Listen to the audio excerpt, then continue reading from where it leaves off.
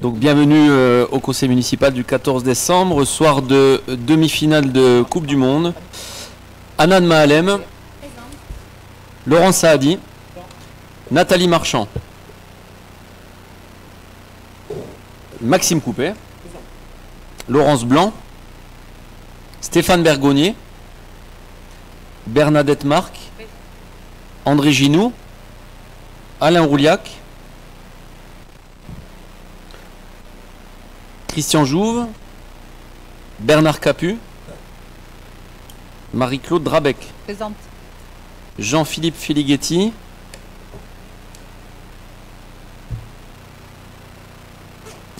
Donc, normalement, il devrait arriver pendant le conseil, c'est ça? On va le noter. En attendant, d'accord. Procuration à Laurent Saadi. Jean-Pierre Cabaret. Laurence Sénégas, Nicolas Belli, Benoît Albagnac, Emmanuel Carbone, Cédric Paluel, ok, Marion Caballero, Bekta Bouzid, Nadia Oulalmer, Isabelle Manteau, ok, Malika Mazous, Sylvain Plugnan, Julien Lassalle, Sébastien Brosse, absent, pas de nouvelles, Valérie Beau. Le secrétaire de séance ce soir sera Monsieur Coupet. Je tiens à accueillir, avant d'ouvrir ce conseil municipal, notre nouvelle arrivante à Saint-Sulpice, dans les services de Saint-Sulpice, Madame Maud Soubirou, qui aura en charge, sous la responsabilité de Déborah Sicard, dans le cadre du pôle ressources, des assemblées et des conseils municipaux. Madame Soubirou, bienvenue à Saint-Sulpice, heureux de vous compter dans l'effectif de la commune. Donc aujourd'hui, nous avons à cet ordre du jour à peu près 20 points avec les comptes rendus délégation du maire. Je vous propose, avant de passer au point numéro 1, de voter l'approbation du procès verbal du conseil municipal du 16 novembre. Y a-t-il des questions, des remarques ou bien des observations? Pas de remarques. Je vous propose de passer au vote. Qui est contre? Qui s'abstient? Vote à l'unanimité sur l'approbation du procès verbal du conseil municipal du 16 novembre. On va passer au point numéro 1, point qu'on a, on a déjà eu régulièrement. C'était pour l'Île-sur-Tarn, cette fois-ci c'est pour Coufouleux, à savoir le transfert à caractère exceptionnel des boues de station d'épuration liquide produits par la station d'épuration de Coufouleux-Rabastens. Pour présenter ce point, je vais laisser la parole à Monsieur l'adjoint à l'aménagement et à l'urbanisme, Maxime Coupet. Je vous remercie, Monsieur le maire. Le 25 février 2021 a été porté au vote du conseil municipal, et vous vous en souvenez, la convention de reprise des boues entre notre commune et Suez concernant la commune de l'Île-sur-Tarn. Lors de cette séance, donc, je m'étais engagé à revenir vers vous pour établir clairement tout nouveau transfert de boue, autre que celui voté alors concernant la dite commune. Le transfert donc, qui nous est présenté aujourd'hui porte sur des boues liquides stockées en silo pour un volume d'environ 800 à 1000 m3 et concerne la station d'épuration urbaine de Coufouleux. Le principe de reprise a été validé par la DDT 81 et suite donc, à des analyses de ces boues, les opérations de dépotage ponctuelles seraient étalées entre 3 et 4 mois de travaux pour ne pas trop impacter, pour ne pas impacter du tout d'ailleurs la filière boue de notre station d'épuration. Les recettes pour la commune sont estimées entre 8 et 10 kg. Avez-vous des questions? Pas de questions. Je vous propose donc d'approuver la demande de transfert exceptionnel de boue liquide. Merci pardon, Monsieur Coupet, pour cette présentation et sur ce point, et d'avoir tenu votre engagement. Je vous demande donc d'approuver cette demande de transfert exceptionnel de boue liquide produite à la station d'épuration de Coufouleux-Rabastens, juste à côté de chez nous, en direction de la station de Saint-Sulpice, comme présenté par Monsieur Coupet. Qui est contre? Qui s'abstient? Vote à l'unanimité pour ce point. Merci beaucoup.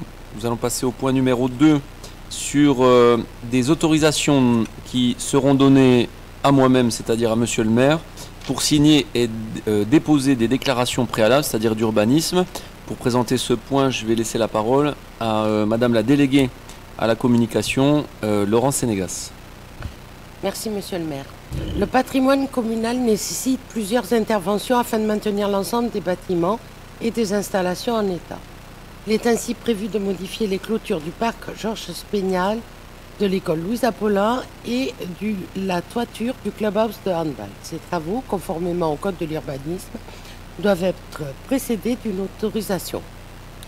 L'Assemblée est donc invitée à autoriser monsieur le maire à déposer les dossiers nécessaires, autoriser monsieur le maire à signer formulaire de demande au nom et pour le compte de la commune, mentionner que la présente délibération peut faire l'objet d'un recours contentieux devant le tribunal administratif de Toulouse dans un délai de 2 mois à compter de sa publication.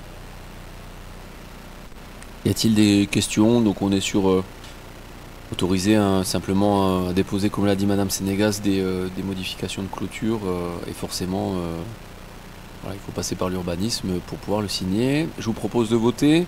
Qui est contre cette proposition? Qui s'abstient? Vote à l'unanimité. Merci beaucoup. Nous allons passer au point numéro 3 sur cette fois-ci l'acquisition de parcelles cadastrées en direction de Mollet-Trincade et plus précisément je vous télétransporte sur la rue du Capitaine Beaumont. Donc vous imaginez bien, rue du Capitaine Beaumont, du rond-point de Cibaudis jusqu'au parking de la Gravière. Et pour présenter ce point en détail et nous donner les modalités techniques, je vais laisser la parole à l'adjoint à l'aménagement et à l'urbanisme, Maxime Coupet. Je vous remercie monsieur le maire. La commune a lancé donc dans le cadre donc du futur réaménagement de la rue du Capitaine Beaumont, il est prévu l'acquisition des parcelles cadastrées section A 2516, 2515, 2517 et 1563 au lieu dit Mollet-Trincade appartenant à madame Casse Geneviève et monsieur Casse Frédéric. Il est prévu d'acquérir 941 m² environ répartis sur l'ensemble des parcelles que je viens de vous citer. La clôture sera supprimée et déplacée et le sera aux frais de la collectivité. Il est proposé donc de procéder à l'acquisition à hauteur de 1 €, net vendeur, les frais d'acte et de géomètre étant supportés par la commune. Voilà, donc on est vraiment dans la phase préparatoire concrète du réaménagement de la rue du Capitaine Beaumont qu'on avait évoqué en conseil municipal et qu'on va dérouler tout le long de l'année 2023. Donc pour celles et ceux qui sont présents ce soir, si vous êtes questionné, n'hésitez pas à dire que la mairie a ce projet justement de réaménagement et de rénovation sur l'ensemble de la rue du Capitaine Beaumont. Bonsoir madame Manteau. Bonsoir madame Manteau. Je vous laisse vous installer et donc simplement noter dans le compte rendu de conseil municipal l'arrivée de madame Manteau à 18h43. Je vous propose donc sur ce point, on va attendre. Ah, pardon, excusez-moi. Oui, comme ça laissera le temps à madame Manteau de s'installer aussi. Merci. Allez-y madame Mazous. Les emprises du coup portées pour permettre l'aménagement des trottoirs accessibles et d'une piste cyclable sont de combien?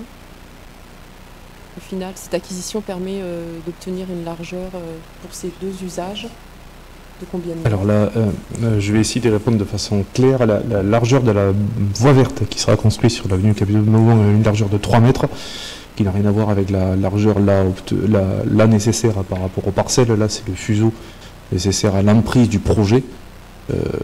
La largeur de la voie verte fera 3 mètres. En fait, si je reprends juste ce qui est mentionné, parce que moi aussi je vais essayer d'être plus clair, apparemment. Dans le cadre du futur réaménagement, et notamment dans le but de permettre la sécurisation, la réalisation de trottoirs conformes à la réglementation d'accessibilité des personnes à mobilité réduite et la création de pistes cyclables. Donc vous me confirmez qu'avec cette acquisition, on pourra faire un trottoir d'une largeur de 1,40 m, ce qui est le minimum requis, et donc une piste cyclable ou une voie verte, minimum d'une emprise de 2 mètres de largeur. Donc 3,40 pour ces deux fonctions. Zut, j'ai pas encore été assez clair. Donc la voie verte, qui est une voie mixte, une voie douce, donc piétonne et vélo, fera une largeur totale de 3 mètres pour les piétons comme pour les vélos.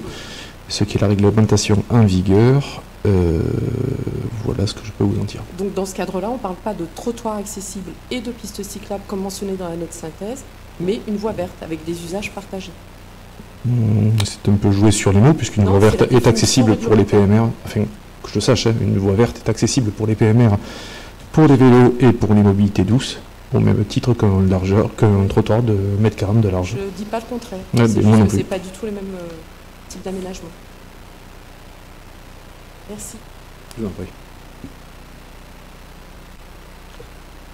Oui, sachant que là, c'est bien le fuseau, hein, c'est pour réussir l'emprise du projet, c'est-à-dire le projet dans sa globalité. Je vous propose, d'ailleurs, il y a eu un avis favorable à l'unanimité en commission urbanisme, à préciser. Je vous propose donc de m'autoriser à l'acquisition par la commune de l'emprise de 941 m² répartie donc sur différentes parcelles en longueur au fur et à mesure de la route pour pouvoir réussir à faire le projet dans sa largeur. Et donc à m'habiliter à signer les actes correspondants. Qui est contre, qui s'abstient. Vote à l'unanimité pour ce point. Merci beaucoup. Nous allons pas passer au point numéro 4 puisque ce point je vais le reporter et le retirer de l'ordre du jour, tout simplement car la délibération n'était pas au point. Nous la reporterons au prochain conseil municipal. Point numéro 5, nous allons passer à l'acquisition de parcelles cadastrées ZO numéro 102. On se projette donc en direction de la Covette vers Montauty pour l'acquisition. Vous savez qu'on avait eu un débat avec monsieur Lassalle sur Montauty et notamment le fait que j'avais écrit un courrier à l'ensemble des propriétaires de Montauty exprimant que la collectivité souhaitait acquérir les terrains pour ne pas avoir des problématiques de particuliers qui vendraient aux gens du voyage ou à des gens du voyage sur cette zone-là. Et donc en maîtrisant la force publique, la mairie, les parcelles, forcément, on limite justement les égarements ou en tout cas les dérives sur le secteur. Et un particulier justement nous a sollicité pour présenter ce point. Je vais laisser la parole à Madame la première adjointe, Anna de Mahalem. Merci Monsieur le maire. Donc la parcelle cadastrée section ZO 102 6 lieu-dit Montauty d'une superficie de 574 m² est la propriété donc de Monsieur Adrien Vérac. La collectivité a pour volonté donc de maintenir et d'encourager une activité agricole sur la commune. C'est pourquoi elle a sollicité cette acquisition. Le prix convenu étant de 1 000 € net vendeur, soit 1,74 € environ le mètre carré. Les frais d'acte seront bien sûr supportés par la commune. Il est donc proposé au conseil municipal les conditions et le prix d'achat de cette parcelle. Les services des domaines n'ont pas été sollicités car la valeur du foncier est inférieure au seuil réglementaire de 180 000 €. Merci Madame Mahalem. Donc 574 m² sur Montauty, 1 000 €. Je vous propose de passer au vote et à m'autoriser à cette acquisition. Qui est contre? Qui s'abstient? Vote à l'unanimité pour ce point numéro 5. Nous allons passer au point numéro 6 pour l'intégration dans le domaine public des voies, donc des voiries et des espaces verts du lotissement Les Églantiers. Affaire qui dure depuis 22 ans, qui avait d'ailleurs été portée à l'époque par un directeur des services techniques qui s'appelait Christophe Leroy, qui est parti depuis de la commune et qui a d'ailleurs été élu à l'opposition entre 2018 et 2020. Ce point aujourd'hui arrive à son aboutissement après une enquête publique, donc c'est plutôt après 22 ans de démarches technico-juridico-administratives, on voit la lumière au bout du tunnel. Et donc pour présenter ce point qui a été avec un avis favorable à l'unanimité en commission, je vais laisser forcément Monsieur Coupet, adjoint à l'aménagement et à l'urbanisme. Je vous remercie Monsieur le maire. Autorisé le 26 mai 2000. Le lotissement Les Églantiers a obtenu son certificat d'achèvement le 21 mai 2001.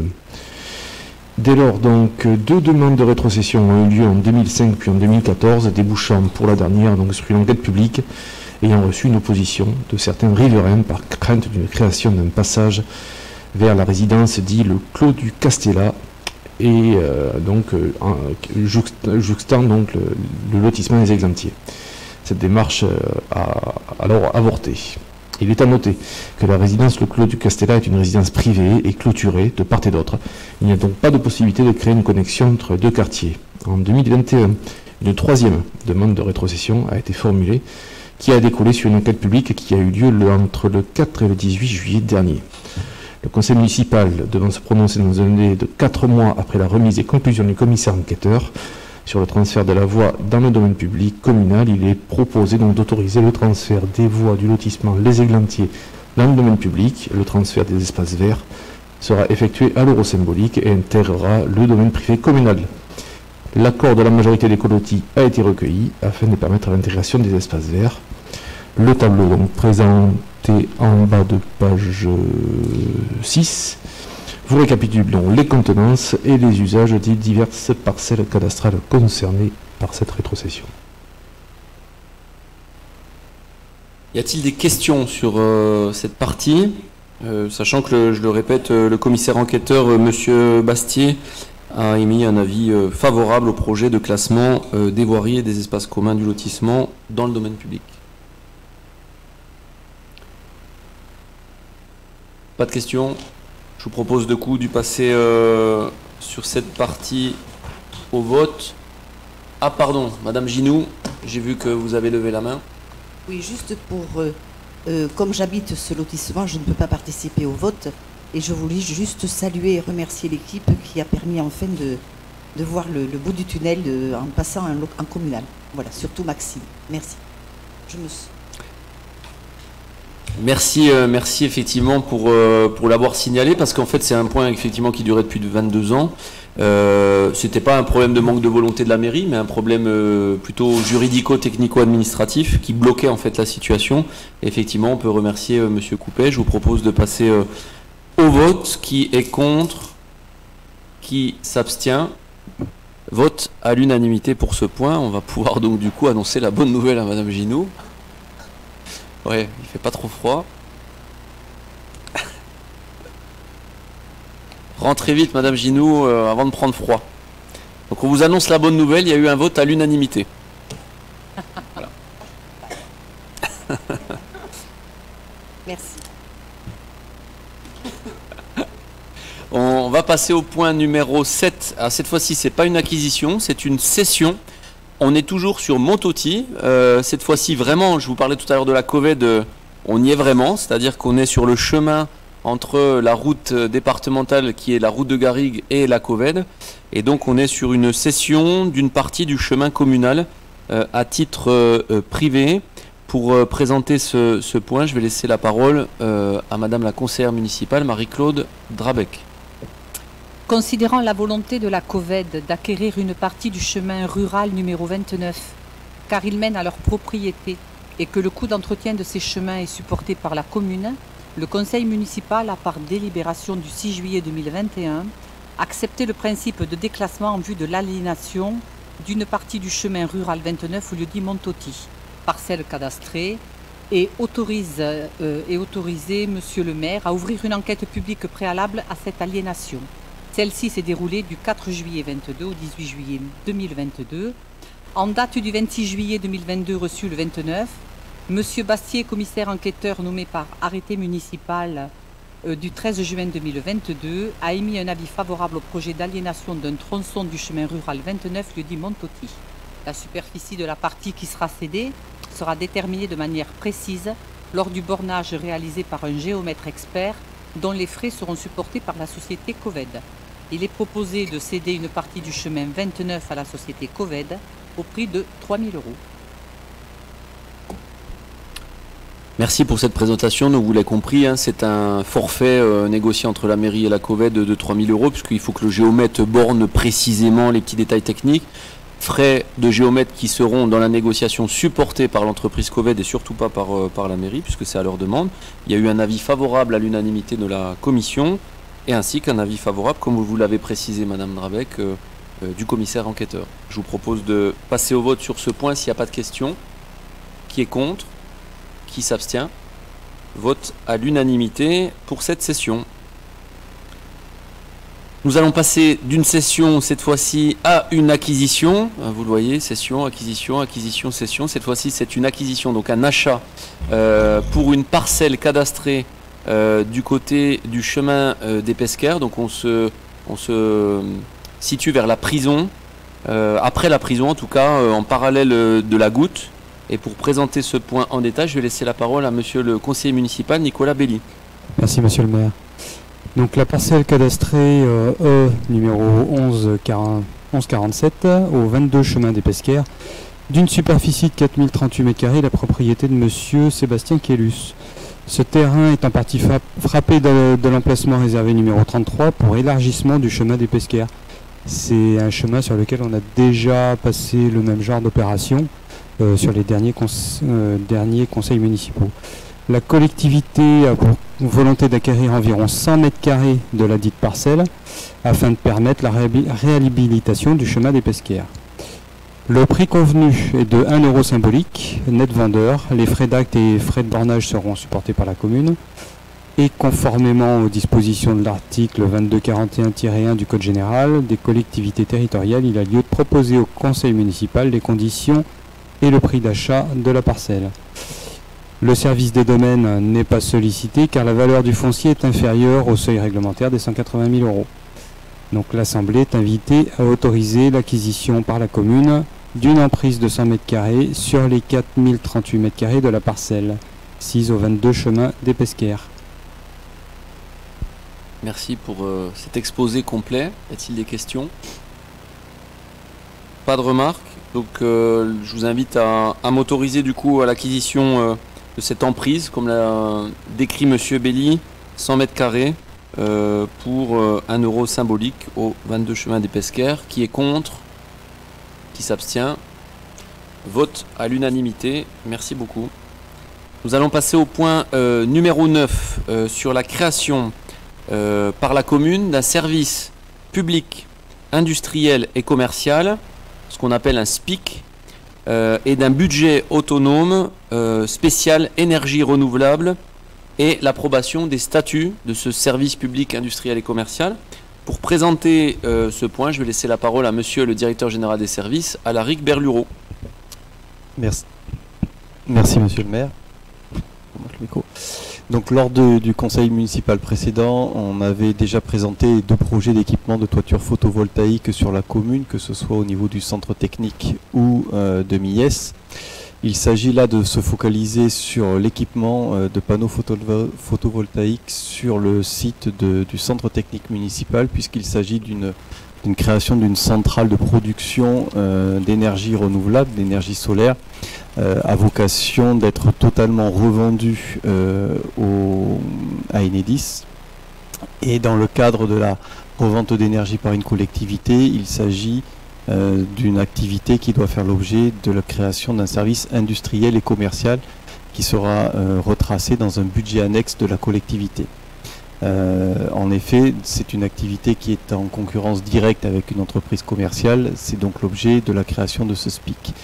Vous avez pu en avoir les statuts qui régissent le fonctionnement et les objectifs de ce service public industriel et commercial, qui sera piloté par un conseil d'exploitation qui verra aussi la nomination d'un directeur. Et ce service public industriel et commercial fera l'objet d'un budget à autonomie financière assujetti à la TVA pour retracer l'ensemble des opérations d'investissement et d'exploitation. Cette centrale photovoltaïque aura une capacité de production de 300 kW crête, qui est le maximum que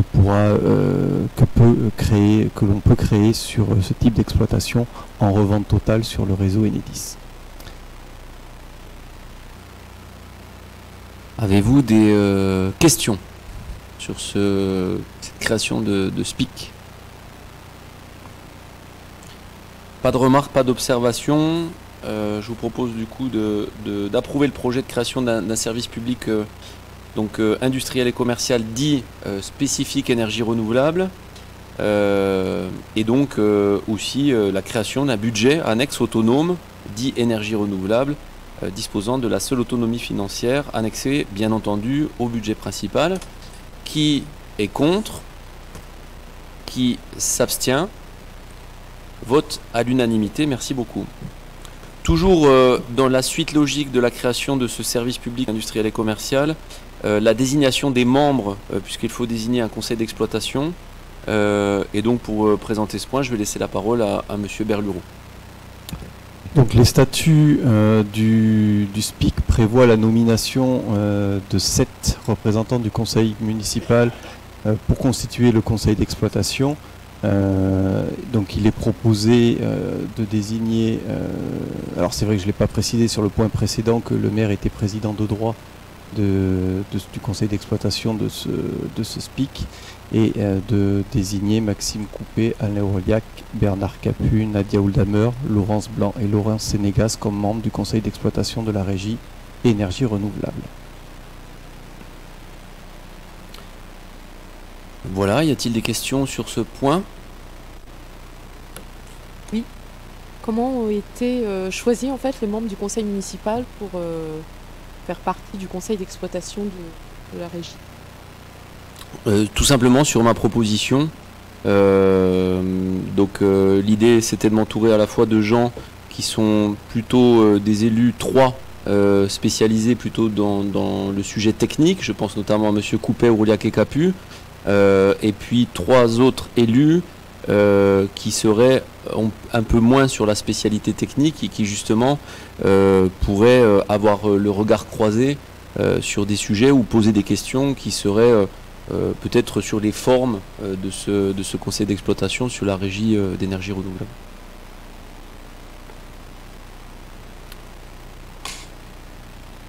J'ai répondu à votre question. Je vous propose donc de désigner ces 7 personnes sur ma proposition en tant que membre du conseil d'exploitation du SPIC. Qui est contre?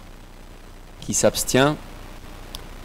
Nous avons donc 4 abstentions forcément de facto par la minorité active et citoyenne, Madame Manteau, Monsieur Plugnant, Monsieur Lassalle et Madame Mazous. Donc c'est un vote à la majorité pour ce point. Merci beaucoup. Nous allons passer au point numéro 11 sur l'approbation du rapport de la commission locale d'évaluation des charges transférées. Donc commission locale d'évaluation des charges transférées en anagramme, non c'est pas anagramme comme on dit, en réduit, c'est CLECT. Et donc on a 2 compétences qui ont été transférées. C'est le centre aqualudique intercommunal à Lavore, au 1er janvier 2022. Et puis l'autre compétence, c'est la création, l'aménagement, l'entretien des voiries d'intérêt communautaire au 1er janvier 2023 qui sont renvoyées de l'intercommunalité en direction de la municipalité de Saint-Sulpice. Donc, si on passe cette délibération ce soir, c'est une délibération dite concordante, c'est-à-dire que les conseillers communautaires étaient présents, Monsieur Lassalle pour la minorité active et citoyenne, et puis les autres élus de l'équipe majoritaire Un avenir ensemble pour Saint-Sulpice, à l'intercommunalité. Ce point a été discuté en commission, en bureau des élus, ainsi qu'arbitré par la conférence des maires et puis le bureau de l'intercommunalité. Et donc les municipalités qui sont directement touchées en fait par cette CLEC ont l'obligation de passer ce qu'on appelle une délibération concordante, c'est-à-dire qui est vraiment la même que l'intercommunalité pour actionner ce sujet. Donc il y a un premier sujet qui est la compétence du centre aqualudique intercommunal de Lavore, mais qui ne touche pas directement, mais on donne une délibération de principe pour avis. Et puis ensuite nous avons la compétence voirie d'intérêt communautaire. Donc ce sont des voiries qui étaient en limite de la commune et de l'intercommunalité, qui n'étaient pas gérées par le département et qui étaient gérées par l'intercommunalité. Il y a eu une décision de reprendre en fait ces voiries au titre communal. Donc dans le cadre de la CLECT a à charge d'évaluer les coûts nets, c'est-à-dire les dépenses d'un côté, moins les recettes des charges qui sont transférées par la commune de Lavore à la CCTA pour ce qui est de la compétence piscine intercommunale, et la même chose pour les voiries dans le sens intercommunalité en direction de la commune. Voilà, vous dire que ça a un impact du coup sur les attributions de compensation définitives, forcément, puisqu'en fait vous savez que l'intercommunalité a un montant, puisque l'ensemble des citoyens payent des redevances et des impôts qui reviennent directement à l'intercommunalité. Cette intercommunalité, par la voie des prises de compétences, transfère une partie d'argent reçu par ce qu'on appelle l'attribution de compensation, Et au fur et à mesure que l'intercommunalité prendra des compétences, en fait, cette attribution de compensation va venir se réduire en direction des communes pour peut-être un jour même avoir le schéma inverse, c'est-à-dire des communes qui verseraient de l'attribution de compensation à l'intercommunalité. Ça voudrait dire qu'on a une intercommunalité qui aurait intégré beaucoup de compétences. On voit très bien sur le graphique que vous avez à l'écran que pour la colonne évaluation du transfert des charges centre aqualudique intercommunal de Lavore, les attributions de compensation l'année précédente étaient de 1 263 000 euros et nous avions une évaluation de charges d'environ à peu près une enveloppe de 300 000 euros évaluée par an. Validé à la fois par Lavore et validé par la commission d'intercommunalité. Ce qui veut dire que ce montant-là est déduit de l'attribution compensation de Lavore que Lavore recevra en 2022, puisque le centre aqualudique, la compétence est bien prise au 1er janvier 2022. Et donc Lavore ne recevra que en 2022 933 915 euros au lieu des 1 263 000 qu'il recevait avant. Même chose pour la partie voirie, mais cette fois-ci dans le sens plutôt positif pour la commune de Saint-Sulpice-la-Pointe. Attribution de compensation, donc la colonne sur les voiries d'intérêt communautaire, donc à évaluer à environ 37 410 euros. Et on a donc des attributions de compensation, cette fois-ci dites positives pour la commune, puisque nous recevions 1 233 000 euros l'année précédente. Et à partir du 1er janvier 2023, puisque cette compétence ne sera transférée qu'à partir du 1er janvier 2023, la commune de Saint-Sulpice recevra 1 271 108 euros au titre de l'attribution de compensation de l'intercommunalité en direction de Saint-Sulpice. Voilà, je ne sais pas s'il y a des questions sur le sujet et si j'étais clair dans mon exposé. S'il n'y a pas de questions, pas de remarques. Je vous propose donc d'approuver le projet tel qu'il a été présenté à la fois par écrit en annexe dans le rapport de la CLECT du 10 novembre 2022 lors de l'évaluation des charges transférées par la communauté de communes Tarn-et-Garonne. Donc je vous le disais, 1er janvier 2022, compétence centre aqualudique à Lavore, et 1er janvier 2023, modification de la compétence de la création des voiries intercommunautaires. Qui est contre?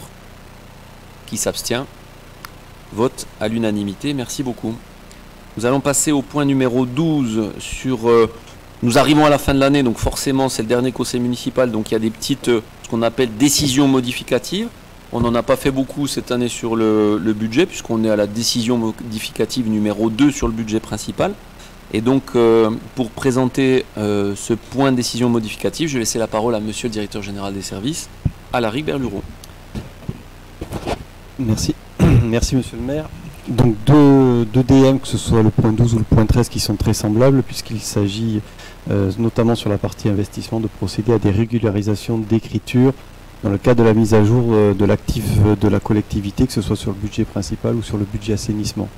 Il se trouve que nous sommes en train de préparer avec les services de la trésorerie le passage à une nouvelle nomenclature comptable qui s'appelle la M57, dont on vous reparlera au cours de l'année 2023. Et dans le cadre de la préparation de ce passage à la M57, un certain nombre d'opérations de mise à jour, ou en tout cas de clarification des opérations patrimoniales sur les budgets d'investissement des collectivités sont en cours et portées avec les services comptables. Donc il s'agit là sur la DM numéro 2 d'opérations portant sur l'intégration d'opérations de travaux et d'études menées en amont de ces travaux concernant des exercices comptables antérieurs à l'exercice 2022. Donc, ce sont des écritures d'ordre qui s'équilibrent en dépenses et en recettes pour un montant de 53 030 euros. Dans le même cadre, nous avons des opérations d'ordre sur la section de fonctionnement, puisqu'il s'agit de créer des provisions sur les valeurs réelles de créances. C'est une demande de la trésorerie. Et pour le budget principal en section de fonctionnement, c'est des écritures de 4 736 euros qui sont prévues par la réaffectation de crédit d'un article comptable à un autre. Merci monsieur Berlureau pour cette présentation. Y a-t-il des remarques, des questions? On est sur du traditionnel, hein, changement de chapitre et ajustement pour avoir un atterrissage du budget conforme aux prévisions. Je vous propose d'adopter cette décision modificative numéro 2 en ce dernier conseil municipal. On aura été bien. 2/2022. Qui est contre? Qui s'abstient? Vote à l'unanimité. Chers élus, merci beaucoup. On va passer cette fois-ci sur le budget assainissement. C'est la première décision modificative. Et je vais laisser M. Berlureau présenter ce point. Merci Monsieur le maire. Donc il s'agit des mêmes types d'opérations mais pour des montants très différents puisqu'on est sur le budget annexe assainissement qui est sur des montants très inférieurs par rapport au budget principal. Donc une première partie sur l'investissement où là aussi il s'agit de mise à jour de l'actif et donc d'écriture à hauteur de 650 000 €. La même chose sur la section de fonctionnement par rapport au budget principal où là aussi il s'agit de créer des provisions sur les valeurs réelles de créances d'un montant de 538 € avec une écriture, une réaffectation de crédit d'un article à un autre. Merci Monsieur Berlureau. Alors là, vraiment pour le coup, vous voyez, c'est des petits montants, c'est vraiment des ajustements à la virgule près. Mais c'est important. Avis favorable à l'unanimité lors de la commission d'administration générale. Je vous propose de passer au vote. Qui est contre? Qui s'abstient? Vote à l'unanimité, merci beaucoup. On va passer au point numéro 14. Vous le savez, c'est la fin de l'année et c'est l'occasion aussi pour la trésorerie publique d'apurer un petit peu les sujets qui sont déviants, notamment les admissions en no-valeur de produits irrécouvrables. Et pour présenter ce point, je vais laisser la parole à monsieur l'adjoint au rayonnement de la commune, Laurent Saadi. Merci monsieur le maire. Donc admission en non-valeur de produits irrécouvrables, la commune, malgré les différentes procédures mises en œuvre par le comptable public, n'a pas pu se faire payer le solde dû de prestations de restauration scolaire et d'animation périscolaire ou de divers produits répartis sur les exercices comptables 2009 à 2022 d'un montant inférieur au seuil réglementaire des poursuites 30 € ou ayant fait l'objet de procédures de poursuite infructueuses représentant un montant total de 2632,48 €. Suite à la transmission par le Trésor public de la liste et la demande d'admission en non-valeur de l'ensemble des titres concernés, la commune souhaite donner une suite favorable à cette demande. Donc vous le voyez, 64 pièces pour un montant de 2632,48 €. Il est précisé qu'une demande d'admission en non-valeur ne constitue pas un effacement de dette et que même après validation par le conseil municipal, les règlements éventuels seront pris en charge par le Trésor public. Voilà, donc gros travail et gros nettoyage de la part du Trésor public, puisque vous voyez, on est remonté jusqu'à 2009 à 2021, et plutôt que de passer point par point, là pour le coup, il y a eu un groupé de fin d'année, 64 points. Merci Monsieur Saadi pour cette présentation. Y a-t-il des questions? Là, on est sur du conventionnel administratif de régularisation. Je vous propose donc de passer au vote pour approuver ces admissions en non-valeur d'un montant de 2632,48 €. Qui est contre? Qui s'abstient? Vote à l'unanimité pour ce point. Merci. Nous allons passer au point numéro 15 sur le budget principal, notamment chaque année, hein, c'est très régulier, on le vote, c'est l'autorisation d'engager en fait des dépenses d'investissement préalablement en fait au vote du budget de 2023, puisque la mairie doit continuer à fonctionner, à tourner.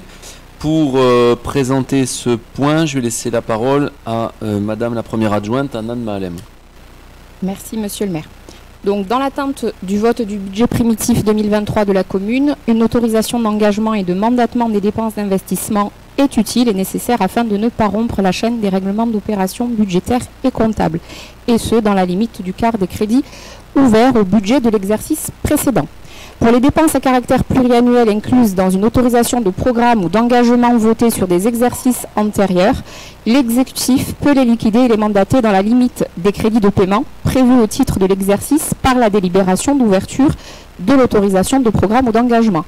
Plusieurs autorisations de programme ont été adoptées dans le cadre des projets, comme le dimensionnement du réseau d'eau potable et de réfection de voirie sur la route de Lavore, autorisant des crédits de paiement pour l'exercice 2023 à hauteur de 400 000 €, ou la réhabilitation du bâtiment polyespace autorisant des crédits de paiement pour l'exercice 2023 à hauteur de 2 500 000 €.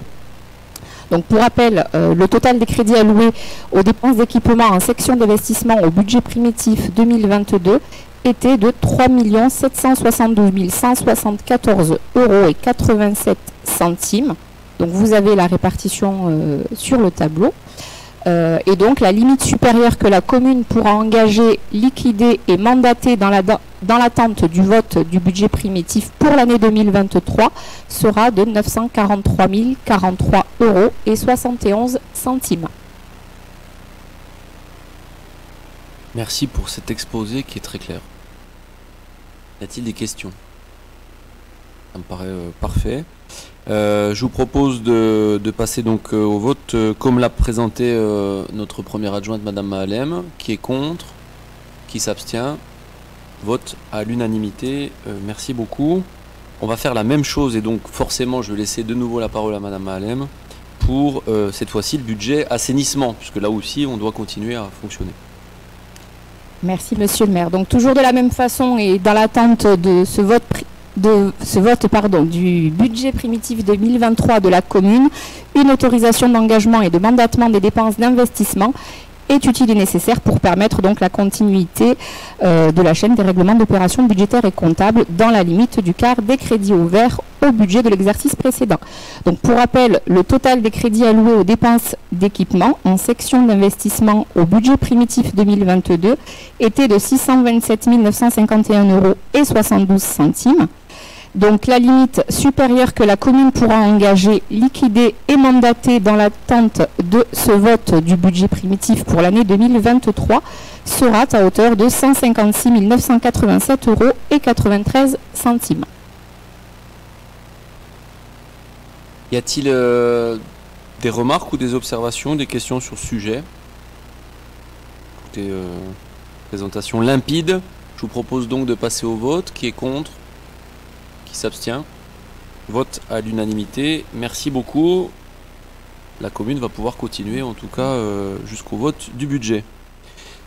Nous allons passer au point numéro 17 sur l'avance d'une subvention d'équilibre au budget de transport urbain. Donc vous le savez, le budget du transport urbain est un budget un peu comme celui qu'on vient de voter pour les énergies renouvelables, indépendant, autonome, mais qui dépend quand même un petit peu du budget notamment général de la mairie. Et donc on fait ce qu'on appelle des subventions d'équilibre chaque année.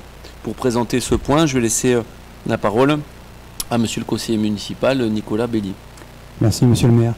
Donc comme tous les ans, au mois de décembre, on vote une subvention, une avance sur le budget de la SPL. La SPL, je me souviens plus du nom. Voilà, du transport d'un point à l'autre, qui sera passé au mois de mars 2023. Et donc pour pouvoir prendre une avance budgétaire pour cette SPL, une avance budgétaire de 75 000 €, soit 82 500 hors taxes. Donc on va passer ce soir au vote je me mélange. On va passer au vote un paiement sur cette subvention de 75 000 €. Je ne sais pas si je me suis bien fait comprendre, je me suis un peu mêlé les pinceaux. Donc là, pour rappel quand même, cette année 2022, la subvention d'équilibre était de 187 000 €. Voilà, donc subvention globale à 100% d'équilibre du transport, du budget général au transport urbain de 187 000 € comme vous venez de le dire. Et là en fait on vous propose ce soir de faire une avance pour que les services continuent à fonctionner. On sait que le transport urbain, les services c'est quoi? C'est l'amortissement des bus et surtout les salaires des conducteurs. Donc l'idée c'est pour que le service puisse continuer, hein. Les lignes de bus puissent continuer en début d'année. Y a-t-il des questions sur cette avance? Pas de questions. Je vous propose donc d'approuver le versement d'une subvention d'équilibre au transport urbain pour un montant de 75 000 € hors taxe, soit 82 500 € TTC comme l'a présenté M. Belli. Qui est contre? Qui s'abstient? Vote à l'unanimité. Chers élus, merci beaucoup.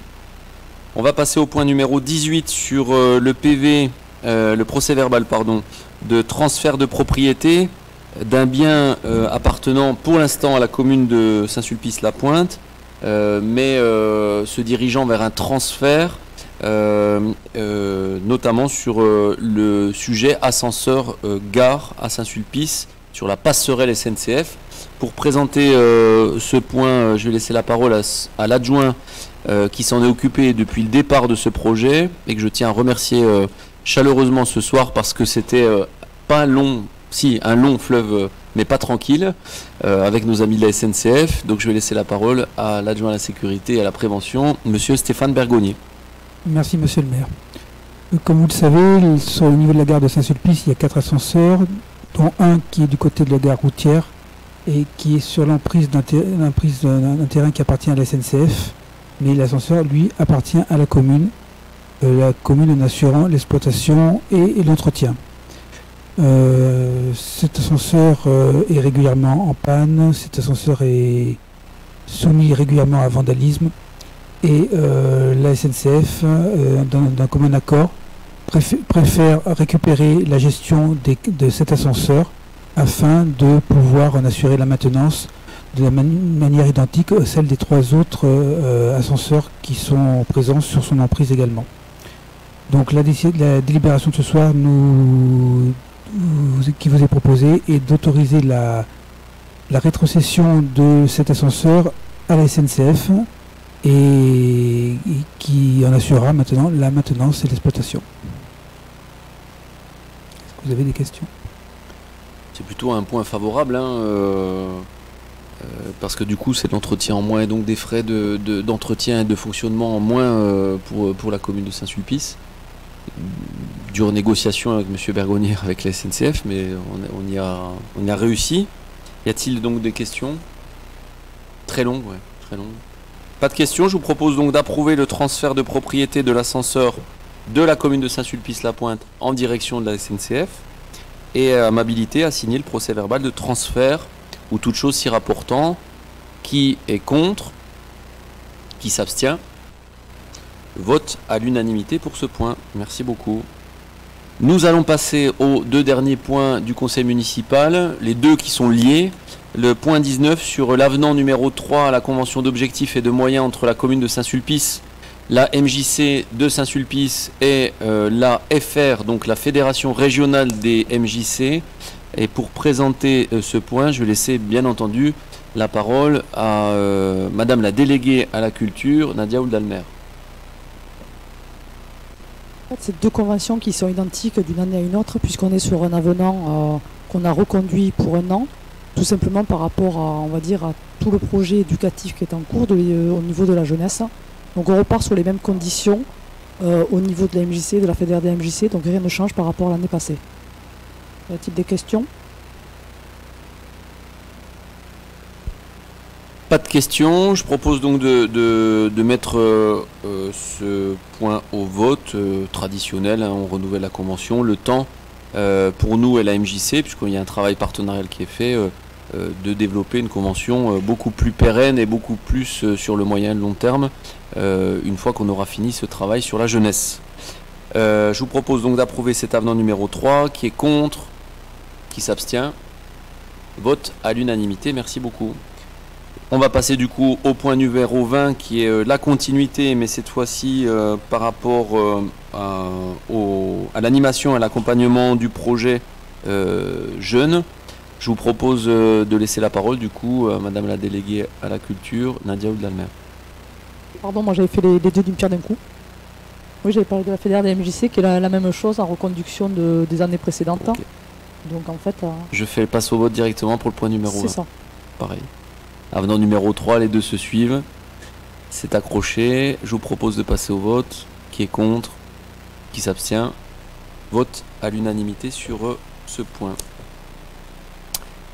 Nous allons passer au compte-rendu du maire. Alors, je tiens déjà à dire que ne soyez pas surpris parce que le nombre de décisions du maire, je vous promets, j'ai pas pris de vitamine ce mois-ci. J'ai pas travaillé plus que les autres mois. C'est simplement qu'on a beaucoup de ce qu'on appelle transfert de biens communaux sous le mot aliénation. C'est quoi? C'est en fait du matériel communal qui a été lors de rangement, lors de nettoyage du centre technique municipal, des différents placards, si on peut dire ainsi, sortis. Donc Vous le verrez, hein, ça va du cicateur à la jardinière, en passant par des échelles.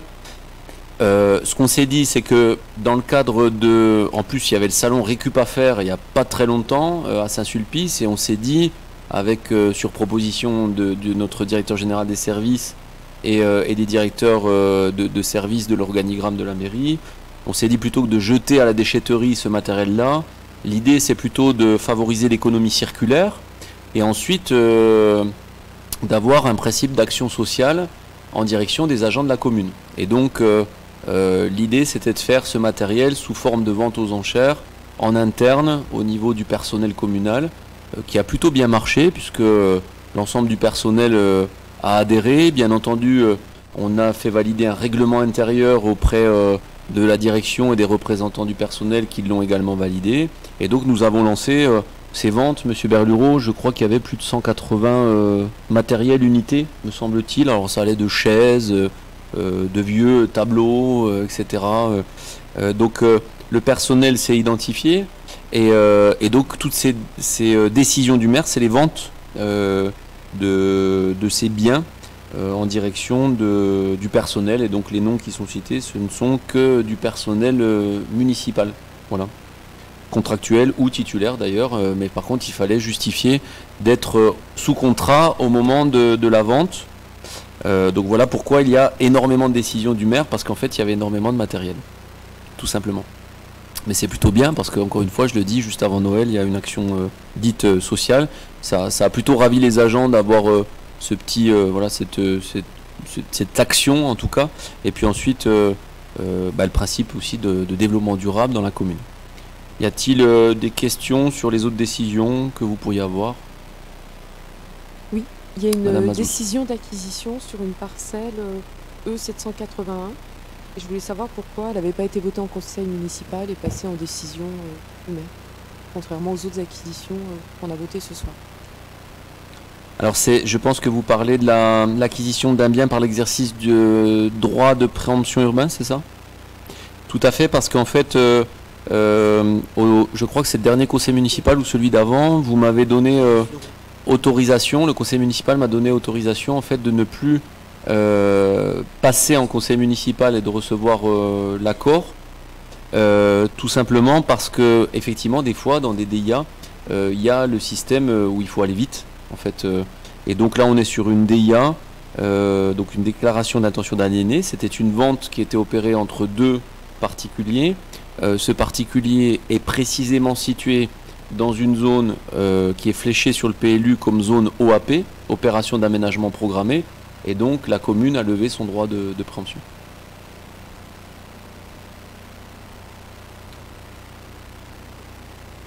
Y a-t-il d'autres remarques?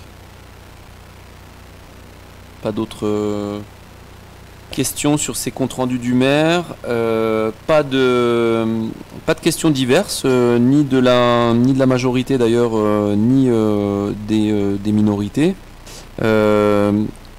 Je tiens à vous préciser donc du coup et vous invite, chers élus, à nous rejoindre, ou en tout cas à rejoindre les élus communaux pour vendredi soir, puisque nous avons le marché de Noël de Saint-Sulpice, vous l'avez à l'écran, sur l'esplanade d'Octave Médal et la place Soult. Donc je tiens à m'excuser à l'avance, chers Saint-Sulpiciennes et Saint-Sulpiciens, car nous allons, pour préparer ce marché de Noël, bloquer forcément les places de stationnement pour pouvoir réussir ce marché de Noël. Donc je sais déjà, parce que j'ai pris quelques tirages d'oreilles et quelques petits remontées des citoyens, qu'on va faire le maximum en tout cas pour pas vous embêter. Le marché de Noël donc arrive à grands pas, bien sûr les élus seront tous là. Rendez-vous d'abord à 18h20, 18h30 au niveau du Castella pour un show spectacle et lumière avec Nadia Oldalmer qui jouera avec le feu. Et ensuite, non pardon, excusez-moi, toi tu seras là mais tu regarderas, voilà. Et donc c'est une compagnie qui s'appelle la compagnie Toujours Plus Haut, qui amènera en fait à assister à un spectacle de feu au pied du Castella. Et ensuite nous aurons une déambulation du Castella en direction des places centrales Octave Médal, par le Mail, là où il y a le marché. Et donc nous ouvrirons de manière festive le marché de Noël qui aura lieu tout le week-end du 16 décembre au 18 décembre avec les illuminations qui vont avec et on a l'ensemble des services techniques qui sont mobilisés pour essayer de créer un petit village de Noël pour l'ensemble des habitants. Donc voilà, on n'espère pas trop avoir la pluie ce week-end. Il pleut pas, voilà. Et le feu nous réchauffera, Madame Mouldamer, je pense. Et puis ensuite, écoutez, chers élus, je vous souhaite d'abord à toutes et à tous de passer de bonnes fêtes de fin d'année. Faites attention, protégez-vous, prenez soin de vous. Le Covid est là, il y a pas mal d'épidémies, gastro-entérite, grippe. Donc je souhaite que vous passez de bonnes fêtes tous ensemble en santé. Et puis je vous donne rendez-vous, bien entendu, en début d'année pour les vœux, la traditionnelle cérémonie des vœux du maire. Et puis nous nous retrouverons ici en conseil municipal le lundi 30 janvier, ici à la même heure. Bonne fin d'année et puis à l'année prochaine.